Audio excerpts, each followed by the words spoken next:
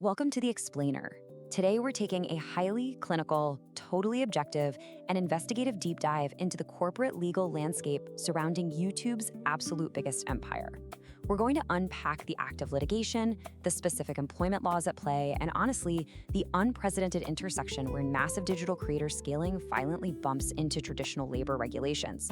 So let's open up the dossier. Because think about it, when you attempt the biggest game show in television history, the logistics aren't just big, the legal liabilities are monumental. Making a jump from wildly successful internet videos to producing a massive, studio-level, unscripted TV show, that brings a pretty stark dichotomy. You're no longer just dreaming up wild production ambitions, you're suddenly colliding head-on with the granular, highly regulated realities of state and federal labor law. Okay, let's dive into this. Here is the dossier for today's explainer. 1. The biggest game show. 2. The proposed class action. 3. Misclassification and labor claims. 4. Health and safety allegations. 5. The defense response. And 6. The industry liability line. Part 1. The biggest game show. $100 million.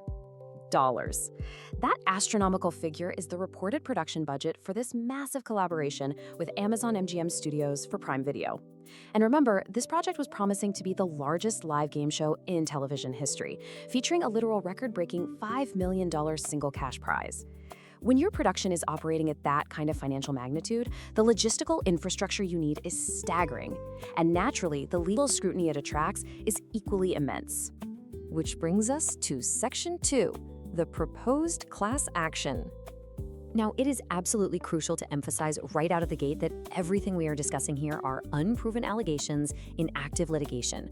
Let's map out the timeline chronologically to see how things escalated from a sprawling production set straight to the courtroom. So, filming happened in Las Vegas back in the summer of 2024. Then, by September 16th, a proposed class action lawsuit was filed in LA Superior Court by anonymous contestants. By November, a massive internal investigation by a white shoe law firm wrapped up. And then, adding a whole new layer to their corporate legal footprint, a completely separate lawsuit from a former executive dropped in April 2026. Looking specifically at that contestant class action, we really need to clarify who exactly is being sued.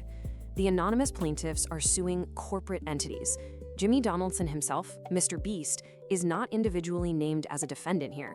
Instead, they are going after his specific production entity, MrB 2024 LLC, right alongside Amazon Alternative LLC, the production company Off One's Base LLC, and 100 anonymous DOE individuals. So at its core, this is strictly a corporate labor dispute. Oh, right, Section 3, misclassification and labor claims. So the crucial point is actually the specific piece of California legislation, the AB5 law, which is commonly known in the legal world as the ABC test.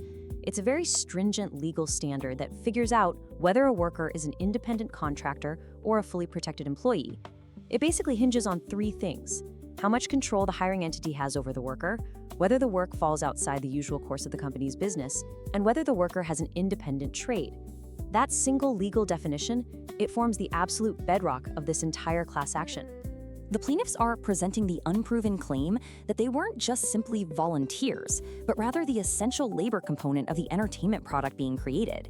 They're alleging they were intentionally misclassified as independent contractors, allegedly so the production could secure a $2 million Nevada tax credit, while simultaneously denying them basic, mandatory employee rights. We're talking things like minimum wage, overtime pay, and mandatory meal and rest breaks. Moving to Section 4, health and safety allegations. And this brilliantly illustrates the heart of their safety complaints, the massive gap between the advertised production and the alleged reality on the ground. The lawsuit claims that while they advertised for 1,000 contestants, 2,000 actually showed up, instantly halving everyone's odds of winning. Where full meals were promised, plaintiffs alleged they were essentially given meager rations, like cold oatmeal and a single egg. But most seriously, despite clear promises of reasonable care, the complaint alleges unsafe challenge environments, severe sleep deprivation, and dangerously delayed medical attention, including specific claims that vital medication like insulin was withheld. The complaint goes further, detailing unproven allegations of a deeply toxic culture. I'm going to read directly from the filing here. One unnamed female plaintiff stated, "I wanted to join because I was a fan. I didn't think I would be treated like nothing. As one of the women, I can say it absolutely felt like a hostile environment for us." The suit actually includes claims of sexual harassment and even references an alleged production handbook that supposedly told male contestants it was perfectly okay to be childish. Now, stepping away from the contestant suit for a moment, we have to look at that 2026 active litigation to really grasp the company's full legal footprint. Former social media lead Lorraine Mavromatis filed a totally separate suit, alleging a boys' club corporate culture, sexual harassment, and strict FMLA and overtime violations.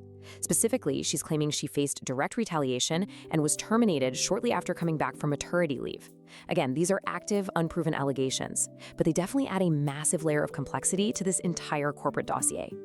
Section 5. The defense responds.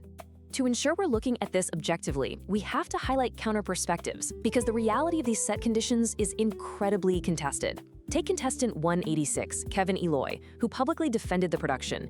He stated, "So to all the people who were crying about it being too hard, it was for $5 million. There wasn't anything hostile. All our needs were met." It just goes to show how fiercely disputed the narrative of the on-set reality actually is. And make no mistake, Beast Industries has mounted a very aggressive defense, emphasizing that rigorous safety protocols were actually in place. For the physical production issues, spokespeople explicitly blamed factors entirely out of their control, namely extreme Las Vegas weather and that massive global CrowdStrike IT outage that literally crippled logistics worldwide at the time. As for the separate executive lawsuit, they strongly denied what they termed clout-chasing claims, stating point-blank that they have the Slack and WhatsApp evidence to unequivocally prove her allegations false. Furthermore, to tackle the internal culture claims head-on, they hired top-tier attorney Alex Spiro and the firm Quinn Emanuel to run a sweeping independent audit. Now, what's really interesting about the slide is the result of that independent audit. Using these white shoe corporate lawyers, the company reviewed literally millions of internal documents and interviewed 39 employees. Their findings? They concluded there was absolutely no basis for the most extreme public allegations of systemic sexual misconduct or that they were knowingly harboring bad actors. However, it did uncover some isolated instances of workplace misconduct, which resulted in a quiet internal purge of about 5 to 10 employees. It was a highly calculated legal maneuver to essentially clean house while publicly invalidating the broader systemic claims. Finally, Section 6, the industry liability line. Zooming out, we are watching a massive industry collision play out in real time. Traditional media operates with literally decades of established union rules, guild protections, and super clear labor classifications. But creator empires, they are reaching unprecedented physical scale. And when that massive digital ambition hits the real world, it collides violently with rigid state labor definitions. Legal experts are watching this Beast Games case so closely because the eventual ruling on whether these specific contestants actually pass the ABC test as employees, well, that could fundamentally rewrite nationwide labor classifications for everyone, from reality TV contestants to professional esports players. Which leaves us with the ultimate question. Where exactly does production ambition end, and where does legal liability begin? Because when you operate at the absolute limits of scale, eventually the law is going to demand to see your paperwork. Subscribe to follow every single update in this dossier as we continue to track this completely unprecedented legal landscape.